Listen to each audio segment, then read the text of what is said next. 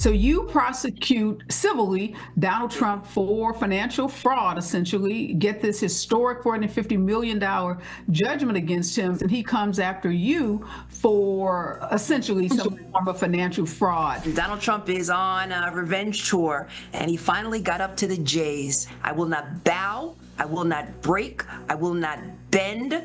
I will, again, march into this office with all of the individuals who stand by my side. So the gloves are off right now. Letitia James versus Trump. If you thought the legal world was about to calm down, that's not going to happen, because New York Attorney General Letitia James isn't just defending herself. She's coming out swinging like she is in the final round of a title fight. And it looks like she's been linking up with other attorney generals across the country, turning what could be a personal legal battle into a full-blown political showdown. We're going to break down her defense and her tactics on how she's going to defend herself. So far, she's been on the media. Her lawyer has been talking. I'm going to ask you guys, do you think this is actually going to work for her? Let's get into it. We know from the New York Times and other publications that you are on Donald Trump's adversary list and that he's, quote unquote, coming for you. The Federal Housing Finance Agency sent a criminal referral letter to the Department of Justice just last week saying that you falsified records about real estate properties you own and that you should be prosecuted for mortgage fraud. What do you say to those very serious allegations that Trump and team have lobbed against you, Attorney General? Well, you can see already from this interview that she supports Letitia James, the way it was framed. At the base of everything, did you commit mortgage fraud or not? That's really as simple as it is. Whether it's political, yeah, it kind of sucks at this point. They both are going back and forth with the political games, using the court system to go back and forth with each other. But really, when it comes to Letitia James, the Attorney General of New York, did she commit it or not? That's really the base of the situation. This is the allegations lobbed against her. Regardless of who is running the country, at this point, did you fudge the paperwork so it could benefit you financially? That's what fraud is, finding ways illegally to profit. Did you do it or not? So Ariba, it's great to see you, and it's an honor and a privilege to be on your podcast. And my response is, it's baseless. Listen, Donald Trump is on a revenge tour, and he finally got up to the J's. And so... Any proof that is baseless? So we're going to talk about what her lawyer, who's representing her, what those allegations are.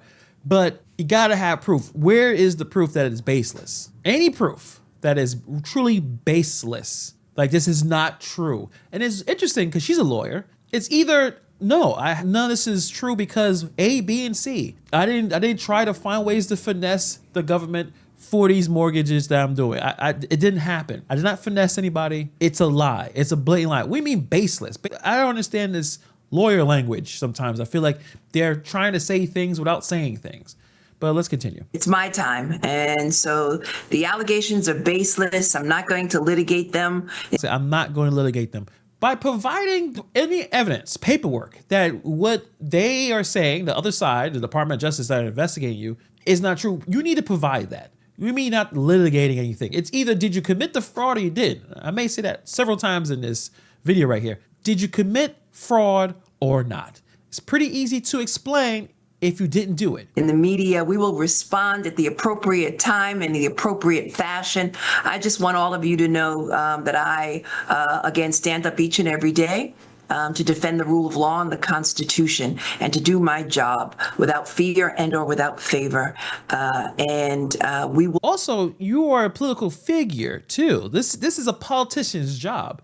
She needs to run on campaigns to become AG again. So you saying you're not going to go through the media, but that's what politicians do. They have to go through the media. Did you commit the fraud or not, lady? Did you commit the fraud or not? It's really that simple. We'll continue to make sure that we protect vulnerable and marginalized populations here in the great state of New York and all individuals, obviously, who love liberty. It just seems hilarious. So, she says Donald Trump finally got on the J's on his enemies list. Regardless of that point, it's funny how she sounds exactly like the kind of mess that Trump talks about, right? The victim card, right? The victim card. Trump pulls that out sometimes when he's in trouble. Oh, the people are after me. You're saying the same thing. Did you commit fraud or not? Did you commit the fraud or not, lady? And I completely understand. Thank you for that response. I know you can't litigate and shouldn't be litigating just these as you call them, baseless charges against you. There's not even been any kind of formal announcement of charges against you. So I know it's way too soon to talk about it, but it does seem like a tit for tat. So you prosecute civilly Donald Trump for financial fraud, essentially, get this historic $450 million judgment against him. And now, as you said, he gets to the J's on his adversary list and he comes after you for essentially some form of financial fraud. There has to be some irony in this for those that are watching this play out in real time. So yeah, you've got some of his followers, these MAGA Republicans, very conservative individuals who obviously have done a lot of digging into my background and again, and have come up with, some baseless allegations. And again, it's in response to the fact that we secured a $454 million judgment against. I mean, I understand her position. She is a liberal Democrat, conservatives versus liberals. I understand all that. But the irony is that they both are doing it. If she didn't commit any fraud, she has nothing to worry about. Nothing. It's like, this is ridiculous. She keeps using that term baseless. Just talking about MAGA fans are digging into a past. I mean, a lot of people are digging through Trump's past. That's what happens when you become really, really famous. You become very, very powerful. People look into your past to see if you are committing fraud, committing crimes. But now it's all political. So Trump said the same thing. Was it all political when you went after him for that big judgment that he had to pay? Was that political? Now she uses the same rhetoric. She's under attack for standing up for liberty, justice, apple pie, and who knows what else. It's Donald Trump for exaggerating his assets because he inflated his assets to secure favorable insurance and mortgage terms. And now they want to turn the tide on me. And again, we will respond accordingly. And I want everyone to know that I took an oath to the Constitution, to the rule of law, to New Yorkers, and that's what I do each and every day. Again, did you do the fraud? You're not running for president right now. I know you want to be AG. You're looking to raise a lot of money. This does not look great on you, but you're not running for president. We're trying to figure out, do mortgage forms look funny? You need to stay focused on that. That's really all it is. Of course, it's full of politics and you guys are going back and forth. You guys don't like each other. Cool. You got him with a big loss he took. Obviously, a lot of people looked into this. I don't know the person that actually went into your forums, if he's a Trump fan or not, but someone went into your history and saw some things that did not look good. That's what everyone is focused on. The problem is with all these politicians, they love to deflect. Instead of sitting down with what they did wrong, they will go and point to someone else and what they did wrong, or there's a conspiracy to go after me. But there wouldn't be a conspiracy. There wouldn't be anything to go after if you didn't commit mortgage fraud, allegedly. And I think it's important for folks to know the charges are so baseless. These are allegations dating back decades ago in the early 1980s. And I am so honored and excited that you're going to fight these charges. Glad to hear that you plan to vigorously defend yourself against these baseless charges. So you can see it's a very, very non-biased interview, as we see in here. She is really, really putting Letitia James to task with asking her some really good questions on why are those forms look funny? What were you doing? No, they're going into things that happened so long ago. Well, there's a lot of crimes that people still investigate that are decades old. Cold cases. It doesn't matter how long ago the situation was, did you commit the crime or not? But Attorney General James, we have to imagine that Donald Trump is doing this for a reason. Obviously, he hates you because you were so successful in your civil claim against him, but also to send a message to others that if you do try to hold Donald Trump accountable in the court of law, that you too could find yourself the subject of a criminal investigation and possibly a prosecution from his Department of Justice. Is that likely to have a chilling effect on other attorney generals throughout the country who may be looking at lawsuits against Donald Trump and his administration? The problem is with that question that's very loaded to help Letitia James. Let's say Trump did this intentionally to go into the past of Letitia James because he does not like her. If she never committed the fraud in the first place, there'll be nothing to see. That's the issue that we have. When you have a history of you doing something wrong, it may come back to bite you in the ass. If you never did these type of things or correct these issues before you decide to run for office, there'll be nothing to look at. She could have fixed these things a long time ago. She didn't, probably forgot. Well, the problem is people look into these type of things. You got to make sure that your stuff is clean before you go after other people. I don't see any other attorney generals getting in trouble. I bet you they're checking out their mortgage forms now. You got to check these type of things out. Don't commit mortgage fraud or insurance fraud. That's the problem. If Letitia James was truly clean, she can go after anyone she wants, and there'll be no reason for anyone to look into her things because she would have everything under control.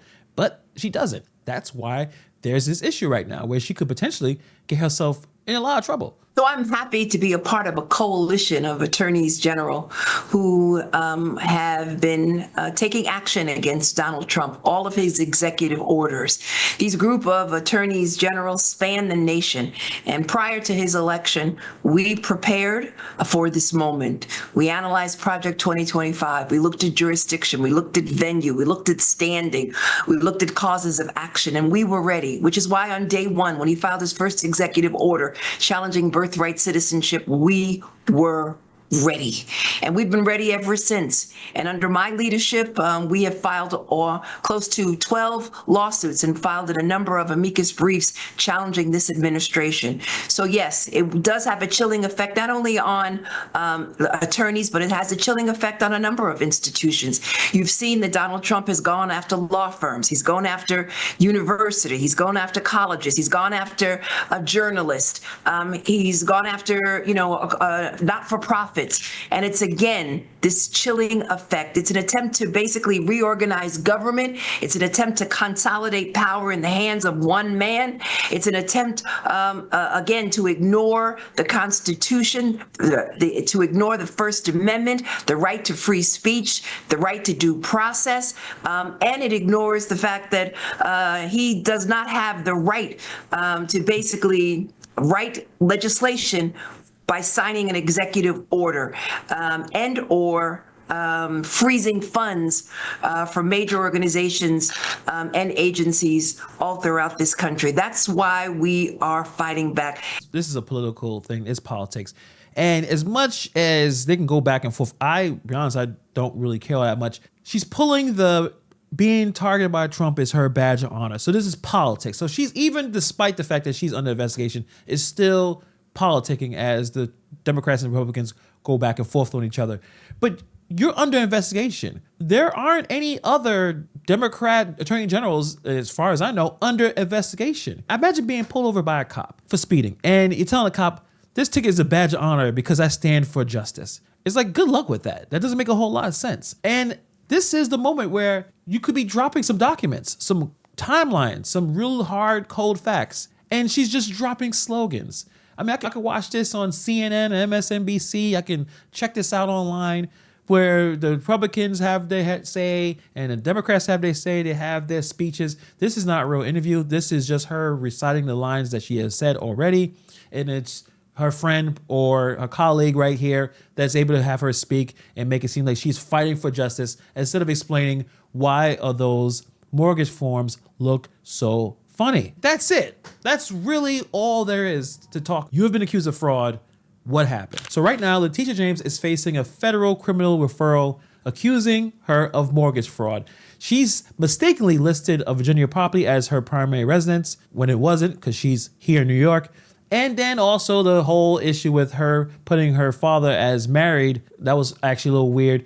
But apparently, according to James' lawyer, Lowell, the whole thing is just one giant politically motivated smear job. So this lawyer dropped a 5-page letter to the U.S. Attorney General, Pam Bondi. Lowell tore up the accusations apart, piece by piece. These are some of the issues he talked about in this. He said this so-called criminal referral lacks any credible foundation. So right out of the gate, her lawyer calls the referral a bad joke. He says it's stitched together with recycled long disproven allegations that are based on media reports, not real evidence. Okay, cool. So basically just calling it all media gossip. Then there's another point right here about the stunning hypocrisy. It's laid bare. So her lawyer is just flipping the whole script. He points out that Trump and his allies spent years crying that the Justice Department was politicized and weaponized against him. But now they're doing the exact same thing to James. Again, is it true or not? But they're saying it's like catching someone complaining about cheaters while also having Uno card stuffed up their sleeve. Another statement, Cherry picked a 24-year-old certificate, ignoring the clear and repeated accurate statements. He says the people accusing James are intentionally twisting old documents, like dragging out 24-year-old certificate of occupancy for her Brooklyn property while ignoring piles of updated, corrected paperwork. He also mentions that the referral becomes 3 pages of stale, threadbare allegations. Her lawyer says that the entire criminal referral could be boiled down to 3 sad little pages of the same accusations that have been recycled for months, according to him. It says you didn't bring new evidence. You basically just reheated the same nonsense and served it again. Then her lawyer points to Trump's own words that he posted on the Truth Social app as proof that this isn't about justice, this is about revenge. So these are the things that they're going to do, and this is why her lawyer recommends to DOJ should shut this whole thing down entirely. So Letitia's whole defense boiled down to 3 plays. It's baseless, okay? Where's the proof that it's baseless? Trump is on a revenge tour. Again, cool, it may be true, but did you fake the mortgage documents or you didn't? And then 3, she's saying that she's proud to be on the enemies list of Trump.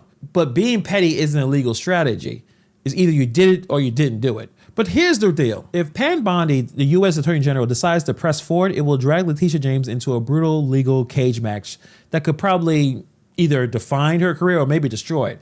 If the DOJ shrugs and drops it, James will spin this into another victory, a political witch hunt that failed miserably. Either way, you can tell this is a very personal matter between James and Trump. The allegations, the headlines, the maybe she did, maybe she didn't do it. But James and Trump don't like each other and they're gonna go back and forth. So we're gonna see exactly what happens. But the fight, it's always gonna be in the courtroom. The drama is gonna stay on.